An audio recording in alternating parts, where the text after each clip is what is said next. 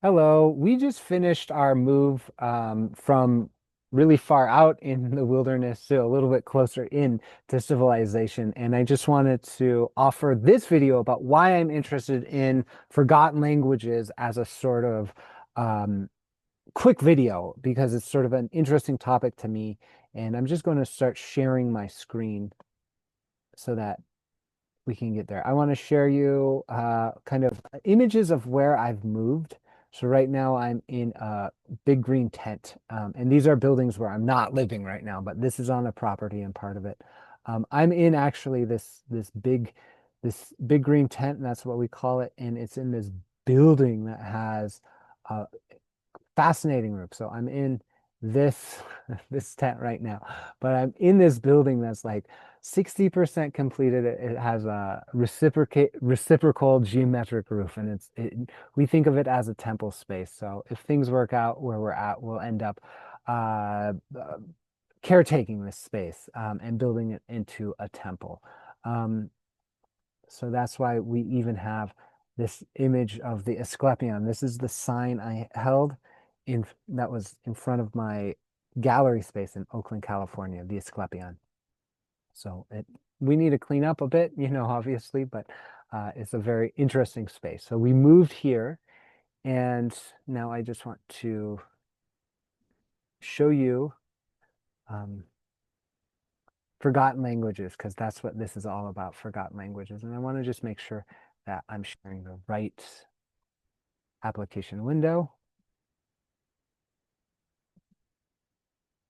Okay, so check this out. We were talking all about forgotten languages. I'm doing a little bit of a different presentation, primarily because I've just moved. I haven't had a lot of time to get into stuff, and I thought, oh, I'll do a little bit of an interesting thing. This sort of relates to the topic of D-SETI primarily because this place, I say, is the one of the primary precedents for what I envision in the world, like relating to dreams. And so this is a funny thing to say, but I've been receiving downloads in my dreams about how to collect and analyze dream reports since probably around 2011, 2010. And that's really driven my education, that's driven my work. It's because I've dreamed things and questioned them and explored and went through different ways of thinking. And so I found this website and it's very, very bizarre. As you can see, right, there's the strange header with these masks and these people doing technical things that looks like with their hands, mudras almost, and what's going on. And this sort of feels like a dream in itself. And it has this strange website, which is described as the internet's deepest rabbit hole. And it has like a post or three a day, it seems like. Um, and sometimes have images. And what's really interesting about it is a lot of this has just text. You can't read it. It's not a language. And it's you go like upload descent download freedom. What does that even mean? I don't know what that means, but there's posts like this is from today, right? So it's in a different language. There's a bibliography, which refers to very interesting sometimes papers about in the world, right? You can get to these papers. Generally, interestingly, they're freely available. So I kind of note that they're not behind paywalls. Because if you click through, they're not under paywalls, it seems. I mean, you have to search for it and then you find them and they're available. There's also these links to forgotten languages, and they all have designations, all of these posts. Um, so I want to contextualize what forgotten languages is, but primarily through a story. I like telling stories now about my experiences in that way. I can sort of contextualize this inquiry within specific parameters. So we're talking about forgotten languages, and I'm going to deep dive into this video. I'll tell you about what forgotten languages is, where this language is, seems like it comes from, how I relate to it, why it's interesting to me. Um, Great. So I know about forgotten languages primarily because I started exploring this tweet here from Matthew Brown. And now Matthew Brown is a UFO whistleblower and he's famous now. And there's a lot to say about Matthew Brown. I don't, I don't. It looks like he is the ritual center of the intersection between UFO whistleblowing and ceremonial magic or occultism. So there's an intersection happening here, and there's coded events that are meaningful to a subset of population that's like perhaps people interested in ritual and societies and secret societies. They're focused on him for particular reasons because he's giving certain codes out and about. Um, and so he made this really cryptic tweet that referred to the Sigillum de Ameth of the Enochian magical system. This Sigillum de Ameth is a talisman, and I mean, right? These are my Sigillum diami. Um, and if you know about that, you go, oh my God, there's never been a reference such direct to Enochian in UFO whistleblowing, even though there's been talk of those things, of Rosicrucianisms or whatever. So you go, oh, something's happening here, and I've been paying attention. I think other things are happening here. I also pay attention to the Galathog because of my book, Galathog, The Greatest Field Guide to Anomalous Geometry, which is another reason why I'll be talking about forgotten languages soon. Right, so he makes this post and I go, how do I even interpret this? Because half of this stuff is about politics that I don't really care about so much. But I do care about, but I don't care about. It's hard. It's too much to get into. Like I care about the dreams. I care about ET contact, but like this sort of politic game, I don't know what's going on. It's hard to tell. Um, but I'm sort of tracking these things, and somehow I go from Matthew Brown to Matthew Pines, and in because he talks about a first sentient artificial AI related to Schellenberger. And what can that be? What can that be that tells the future? An AI that tells the future. How can the AI tell the future? How can the AI tell the future? How can the AI tell the future if it actually tells the AI? What sort of data could the AI actually use to tell the future? Is it past stock market data? Analyzing that using like regression, like looking in the past, looking into that data, will that tell the future? No, because we're dealing with chaotic systems. Therefore, you need a different way to actually tell the future. So if there's a future telling AI that looks sentient in a way, we might deduce it's trained on linguistic data that has been known to tell the future, which is dreams, right? So you go like, there's a bunch of dreams out there. There's a bunch of dreams we know to be precognitive. What if there's an AI that can just figure out the correlations because the correlations are pretty simple. And if the AI knows your daily life and it knows your dreams, it can figure out what's precognitive and what's not. And it can figure out the correspondences to naturally occurring prophetic dreams. And that's what prophetic dreamers do. They figure out those cues and they go, this is a prophetic dream, therefore I'll listen to it. That's a practice. And so you can train perhaps an AI on that linguistic pattern by training it on precognitive dream data. And right, so that's the idea here, right? So is there an example of that? Well, I know for a fact about what kind of dream databases there are because I've studied this since I was a master's student and I've been paying attention to it. And there's not a lot out there. There's not a lot out there. So that's why I got really excited about this possibility to go, oh my God, what if, what if they're using some insight from Dale Groff's dream telepathy stuff? What if that's the case? Well, that wouldn't be too far of a fetch because he's actually associated with some of these things and blah, blah, blah. And then you go, what if it's actually real? What if it's actually real? What if they actually came up with that? What would that look like? Right. So thinking about that, I'm Googling it. I get to this. Matthew Pines deleted a tweet about AI trained on dreams from forgotten languages. Okay, now we're talking. got to work in precedent here. This is a thing, right? You get an idea, you go, hey, I have a hypothesis. What out there is there, and you see, right? That's kind of, I don't know, a path to confirmation bias or inquiry. I'm not quite sure. So he talks about this, and you go like, what is it, right? Like, what is it? Is this talking about that sentient AI? Are we just in la la land? I think a little bit of both. Um, so I just wanted to show you, like, this is kind of the stuff. I go, what is this? And this stuff had an aura of meaning around it to me, so I started to pay attention to it. This is a tweet from Matthew Pines. This is based on Forgotten Languages website material. So he's quoting LyAV superintelligence, on the other hand, is trained from dreams and videos. This is the methodology by which the whole of a human superintelligence can be trained. The point is that LyAV was also trained with dreams of other biological species within cross-species communication experiments. Um, and so he's talking, look at this thing, they've got how many parameters, and they go like 6 billion rem. And so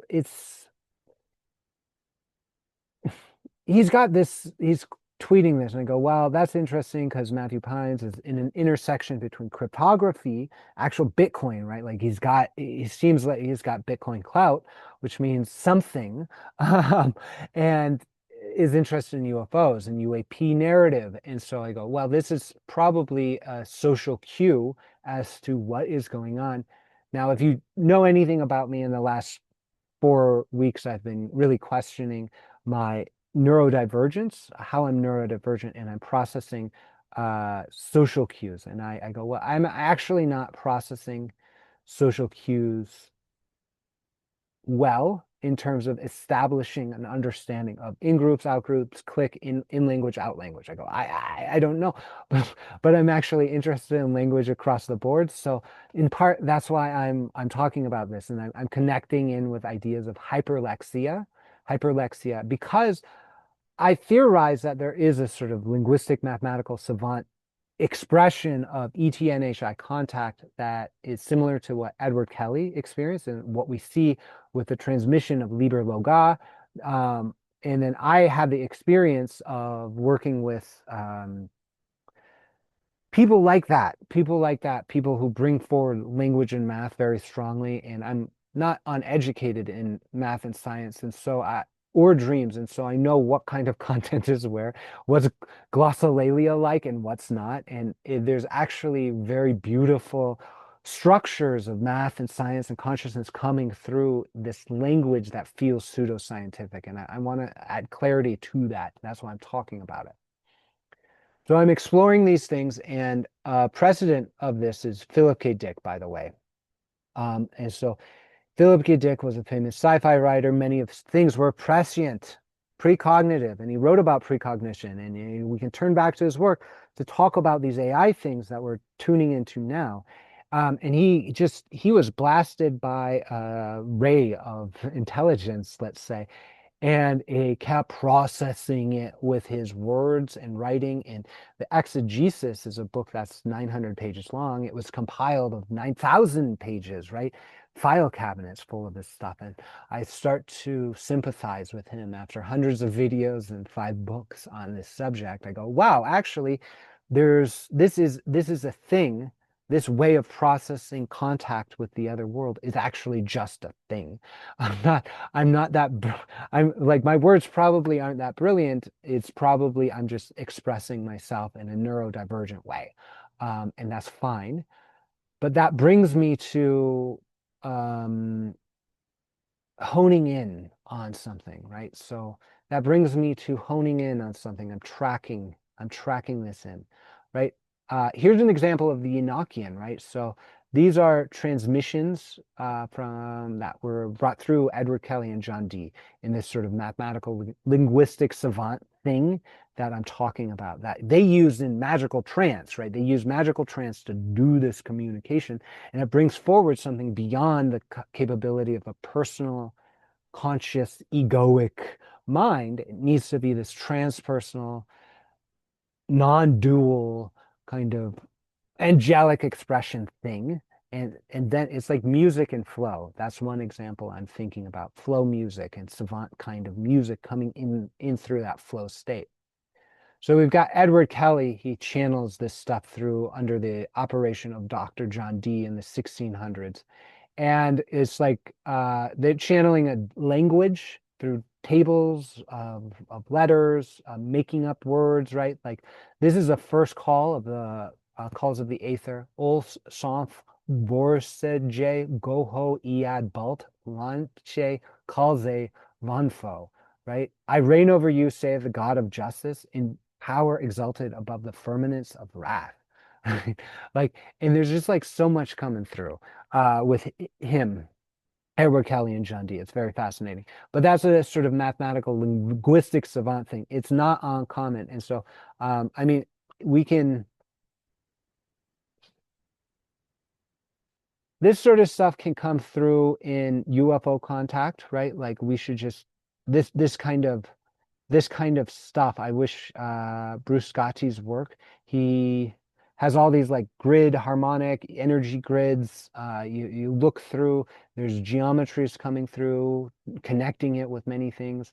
You're probably familiar with Terence, something or other. Yeah, Terrence Howard explaining the flower of life. And he's very, it's like coherent in terms of thinking about these spiritual ideas and things like that, but it's sort of like chaining together these structures that sort of feel meaningful, but there's a sense of almost perhaps lack of co comprehension or social appropriateness to the communication. I'm saying for me, my understanding of that derives from neurodivergence and my own interpretation. So I've been processing all of this stuff and it's a lot. So I'm like taking a little bit of a break and I really find solace in forgotten languages. Let's just go there. I'm like, oh, I'm moving. And sometimes I take time just to read through this stuff, right? Forgotten languages. And this is what I do maybe once a day or something. What is this, right? I click in coalition of the peripheral systems weaponize law itself by embedding legal reasoning into autonomous agents. Okay. I don't know what this means. I don't know what that means. I sort of look at it. This one is not particularly interesting to me. I go, oh, dreams, synthetic dreams, organic revolt, future flesh unchained will reboot humanity. Right? I might go to an older post, and I believe this is almost memory and the paradox of closed time-like curves, right? I'm so fascinated by this. I think if I could read this text, it perhaps would address some of the precognitive dream problems, right? Some of the stuff that's coming through the Enochian communications. I think there's a precedent here for that AI I'm talking about. And LyAV is one of it. And so I just wanted to show you and kind of click in, read through this with you, right? This is the one I got to that really stopped me. And I went, uh-oh. Right, I'm looking at this. Oh, okay. And I just want to parse this out now. So now we're on the thing in question, the page in question. And I wrote in a post 2 days ago about it. Go, what's going on with this? Because there's an image on that page that reminded me of a triangle that I've worked with, this triangle, that I made a video about recently, and that's what is up with this triangle video? I'm asking the question, right? And this is posted to the Forgotten Language Reddit. So let's go back to Forgotten Languages so we can, right? Aweg Buer, right? Aweg Buer. This looks like it's intelligible language, right? So what this actually is a constructed language. It's not a cryptographic language. It is, let me just take a moment.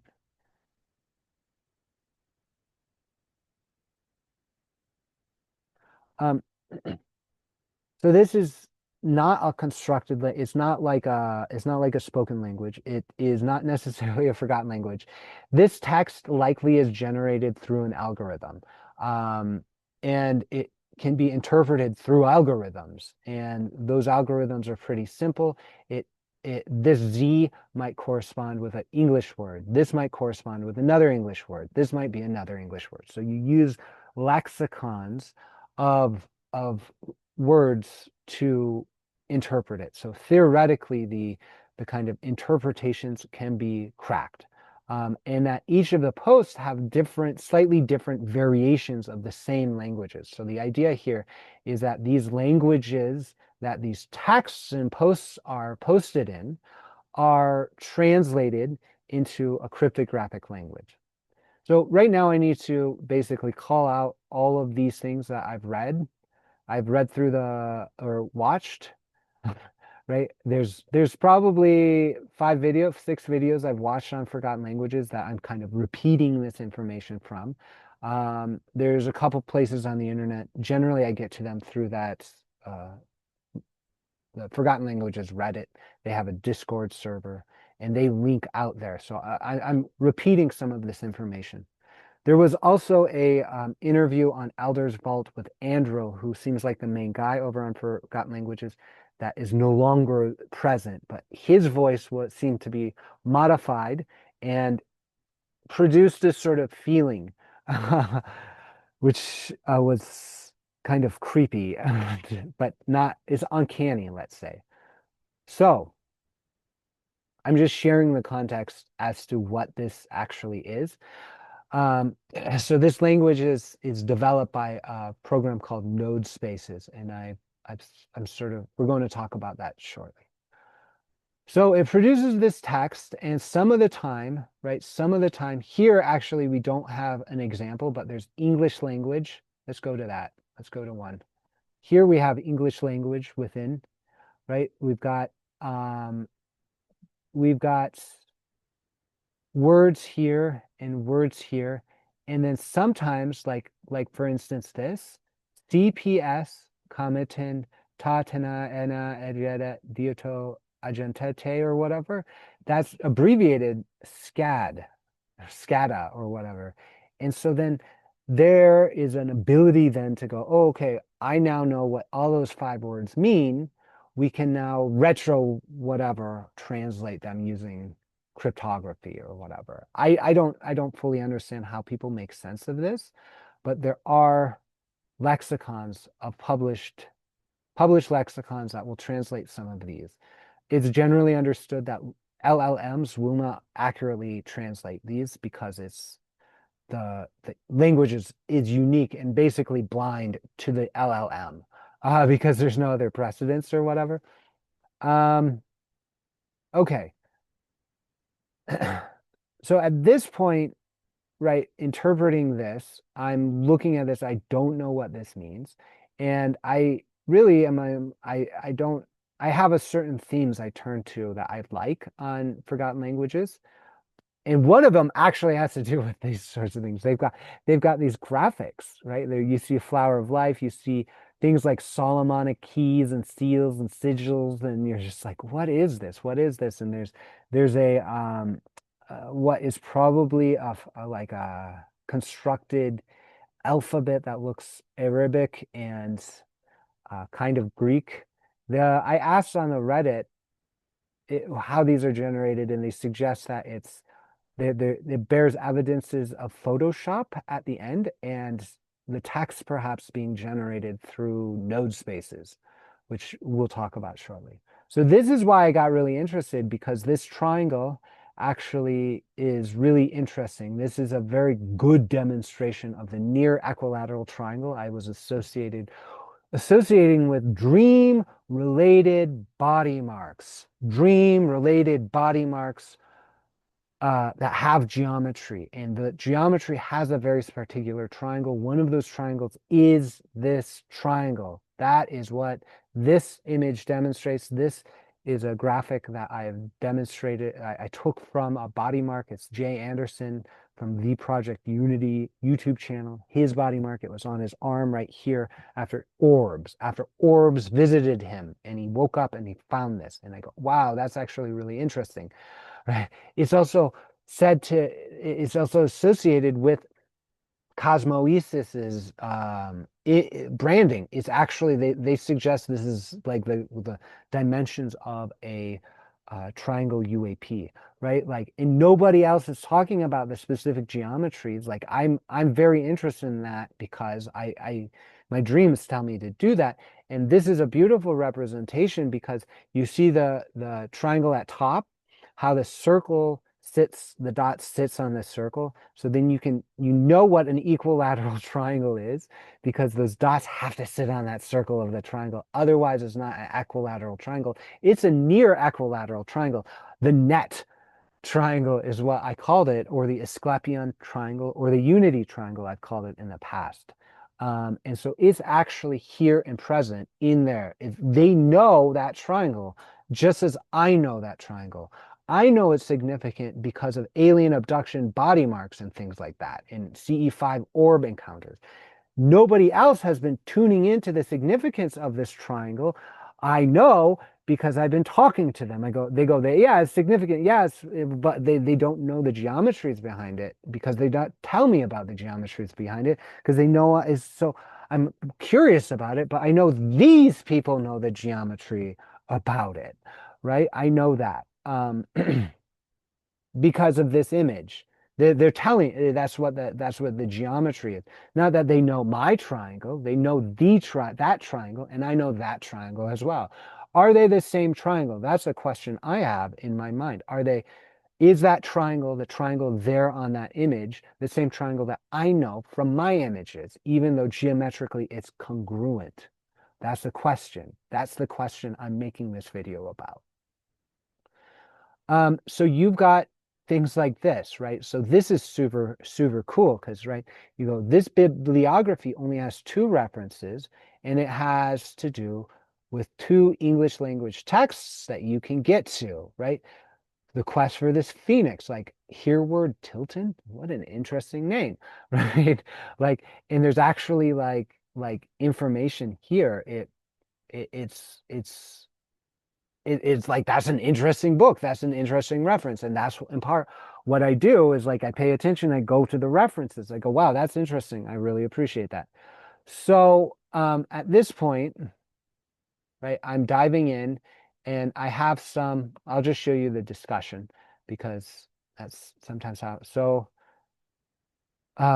someone offered a translation, and I'm just asking about it. Basically, we have a conversation, I get invited to a Discord, I go to that. But I'm sharing with you what I've understood at this point because I'm curious, and I just wanted to walk through what Forgotten Languages is. So if you go to older posts in the alchemy tab, so this is really interesting. So these are posts, and you they're hard to navigate, right? So you click older ones. We'll eventually scrape it or whatever. That's what people do. But then you get a list of alchemical texts, and look, here is that triangle. Here's that triangle. What's that triangle? And more sigils, right? Like knowing that you can actually create real magical orders out of fanciful fictions. I go, this is magic. This here is a magic text, right? Right. And so here actually, right, we click earlier and we wonder what that is, right? Hang on. Someone told me what that is. What's up with this triangle? It's like law, memory, and form. This guy is saying, this guy, Skywatcher 200, is saying that the image marks those 3 pillars: law, form, and memory. It's a central metaphor. There's metaphors like the shattered mirror. The magical appellation I use is the voice of the shattered mirror, right? I saw that in my experience first, the voice of the shattered mirror. I started using, you know, the the fire that does not burn. But they're saying collapse of coherence, identity, law, and memory, each one in a different mass. And then later he says something like um, memories and stuff like that. So those are right. So I mean, how interesting is it, right, that this guy that there's this cryptographic thing that we likely can't translate through LLMs completely, but someone has an LLM that can translate, suggests it is translating, and it relates to um, testimonies. It says, some say it appeared as a storm carrying voices that were not voices. Others say it appeared as a mirror, but the mirror only showed the breaking of the self. Right?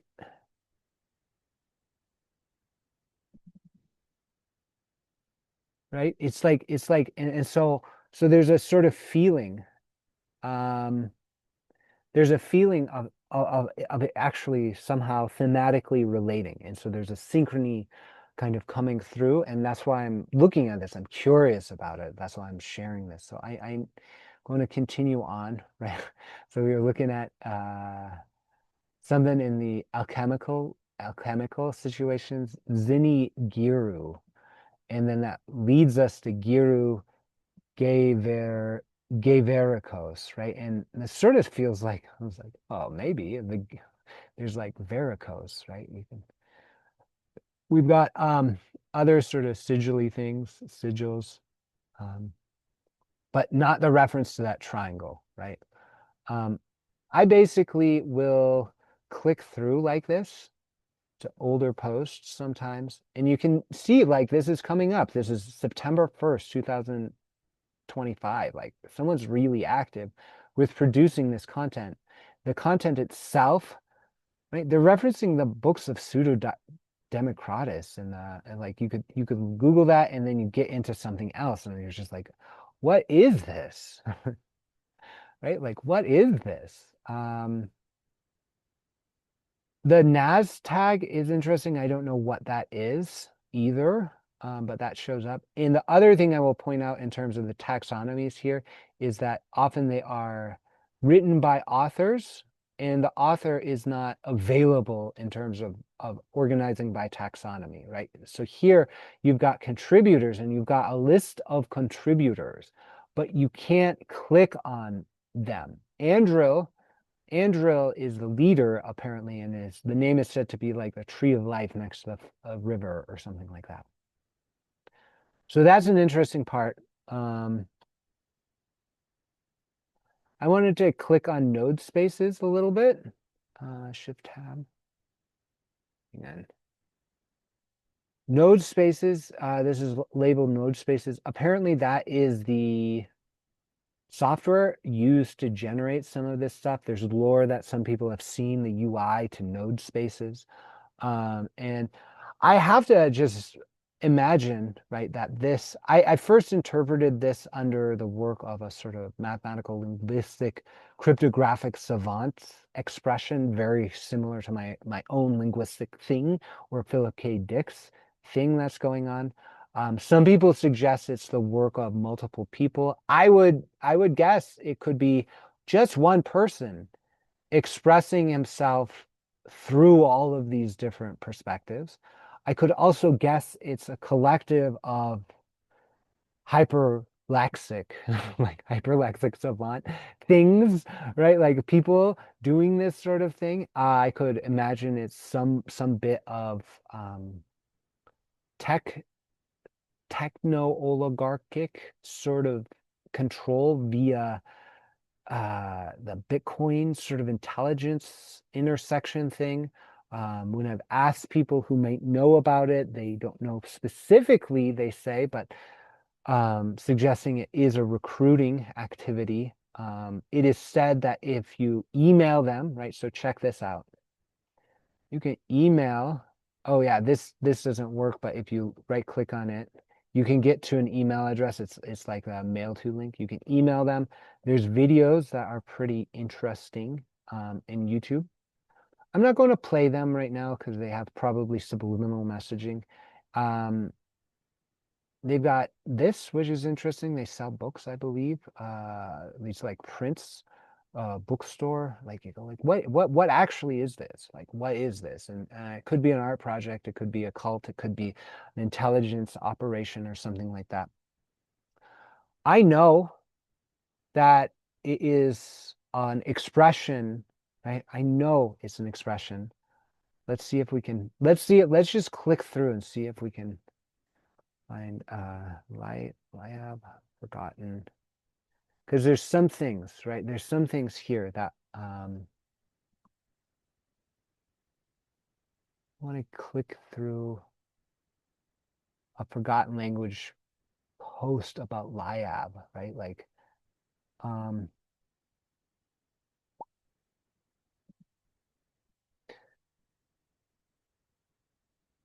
right. It's really hard to navigate. There's several themes I wanted to talk about. First is LyAV. LyAV. Let's see.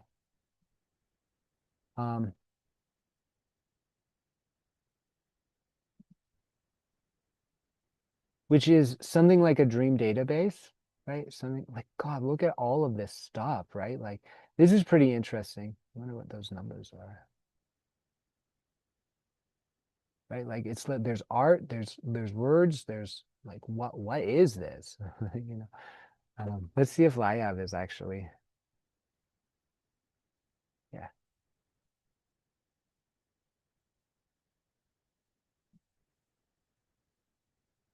Let's see what that has to say. So LyAV is large dream models, right? This is interesting to me. It's an LLM about dreams and things like that. This is where Matthew Pines is talking about. To use LyAV first requires conditioning the brain with psychedelic drugs and sounds and entering an altered state of consciousness.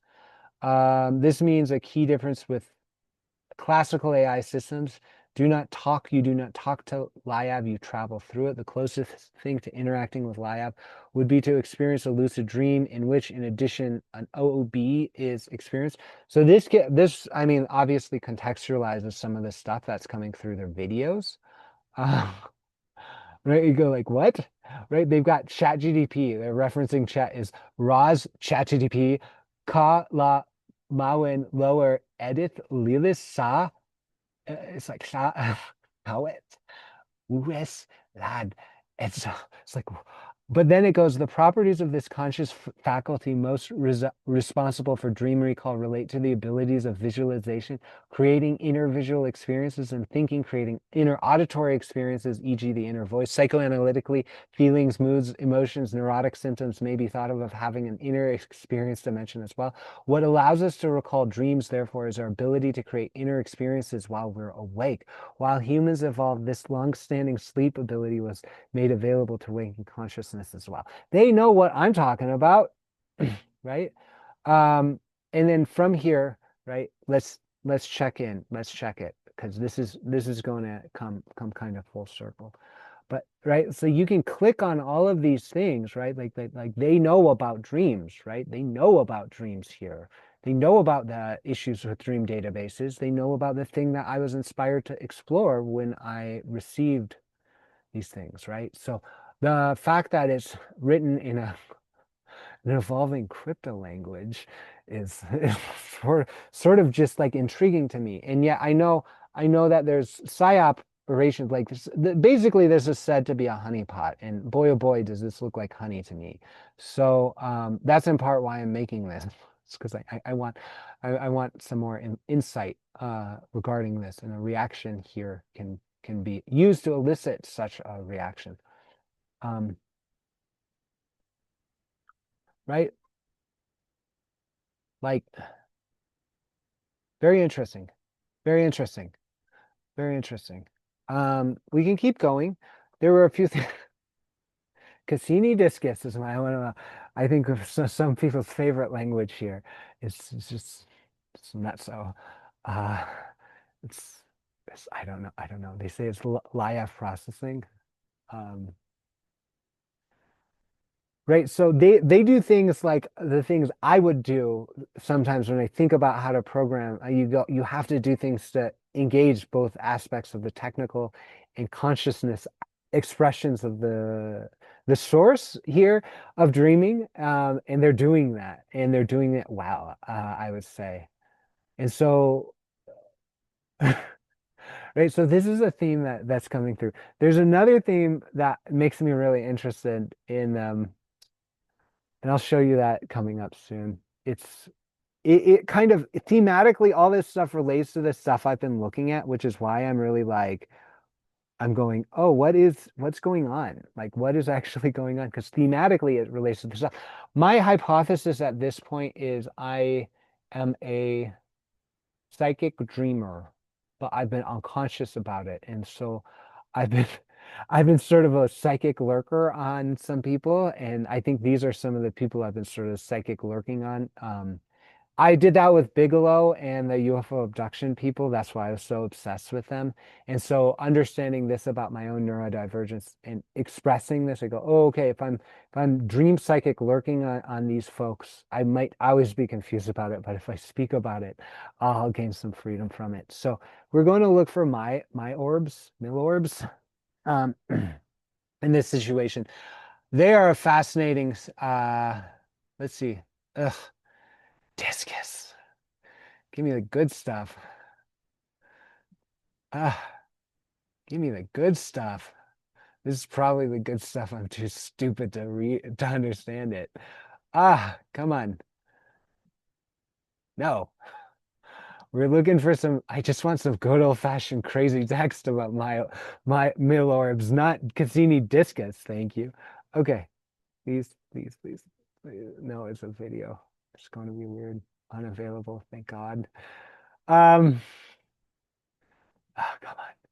Oh, good. Thank you. From radar angels to optical demons, organometallic shaft and milorbs. Yeah, this is what I'm talking about. I can already tell. Um, you want the shaft to show up on radar, and you want the echo to be fully trackable for the enemy to obtain information concerning the radar cross-section and motion. At the same time, you want the shaft to be visually detected with a naked eye such that once both the visual and the radar information is combined, the conclusions be a positive detection of an incoming craft. That's what you need to help the UAVs, I think that's the UFOs or whatever, to silently penetrate the air defense network, e.g. a swarm of milorbs, right? Oh my God. Like, so this is what they're telling us, right? Like a milorb, this particular milorb has a cylindrical shape. Like you go, thanks guys. Like this is like it's the good stuff, right? Like in terms of uh, uh rabbit hole conspiracy theory stuff. Like you go like, God, and it actually probably does relate. Like just you go back to here, there's something really here. It's sort of like it's how dreams coalesce upon the sensation that comes in part from waking and in part from some other source, right? Like if you watch how those ideas and entities form, you can see that happening here in these texts. And I just watch it sometimes and I go, wow, this is fascinating. It's sort of like watching Neo and the Matrix, but I can't interpret it. I go like, oh, like it's like no, it's like the like the normal people outside of the Matrix watching Neo watch the Matrix. I'm like the normal people going like, wow, there's something here because there is actually something here. And the more I look into it, I see it. But that's something coming up. So we were talking about dream databases and milorbs. Oh, okay. Act. This is good. This is a training program for milorb pilots, right? Like, look at that. When did this come out? 2017. No, you didn't. December 20th. Right? Like this is like they're speaking my crazy language. This is I'm talking about triangles in a cryptic way. They're giving me the answer, right? I just don't know it. I just need to dream on this, I guess. Right? Let's look at this. Ethical. What do you mean by ethical? You mean we should approach the men after a sortie in which they have been exposed by milorbs to tell them, hey guys, this was just a drill. No panic. You've just met our new toy. No UFOs. Sorry, guy. The very moment they know we have the capability to recreate UFO sightings, that will become vox populi, and hence the entire training program will be ruined. See what I mean? I'll be honest to you, many U.S. Air Force personnel, especially pilots, have a negative impression of flying UAVs and in manning UAV operations. This contributes to the lack of understanding. Um, the difference would be to fly a real UFO, and this is not entirely the case. So, um, so you go like, what is actually happening? Um,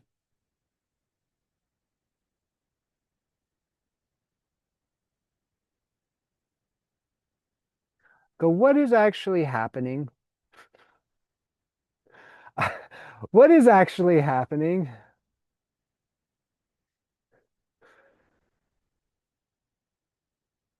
What is actually happening with the Milorbs?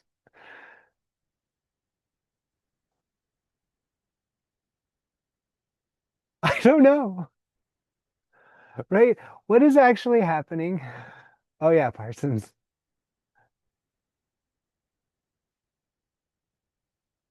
What's that? What is actually happening with the Milorbs? What's actually happening? I don't know. So that's why I'm looking into this. That's why I'm looking into this. Uh, Milorbs, LyAV, Nodespaces we talked a little bit about, and we also have to talk about Denebian probes. Um, Hang on. Jesus. Den Deneb. Den.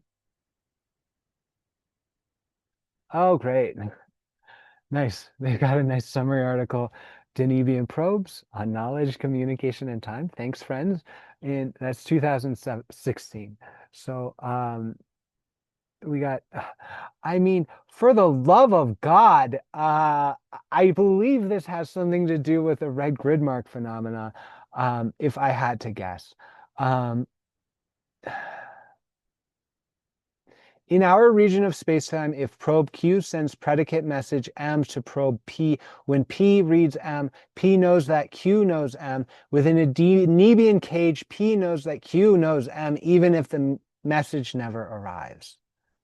Right? Someone's actually like in 2016 thought through or at least generated a linguistic generator to discuss complex problems of epistemology in dream loops in a way that could interface with LLMs nowadays. You go, all right, all right. So I'm curious about this. Let me see.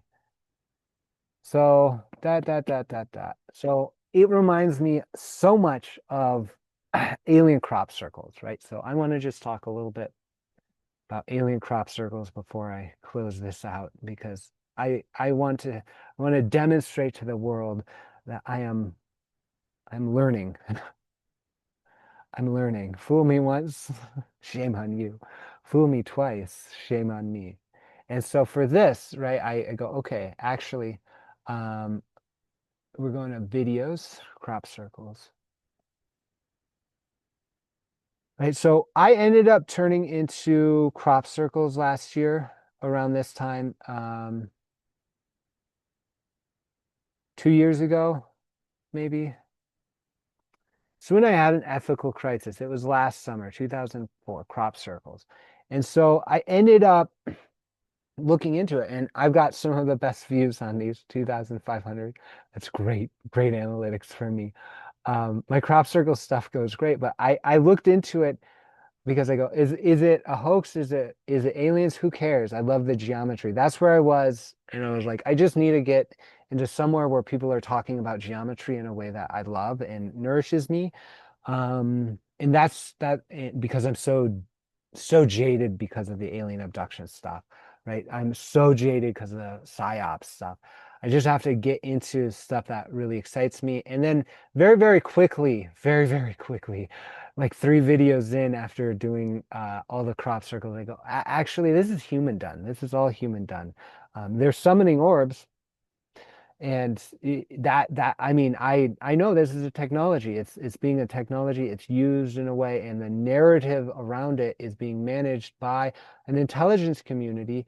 And actually, the artists are generally free to be themselves. The magicians are free to be themselves in this thing.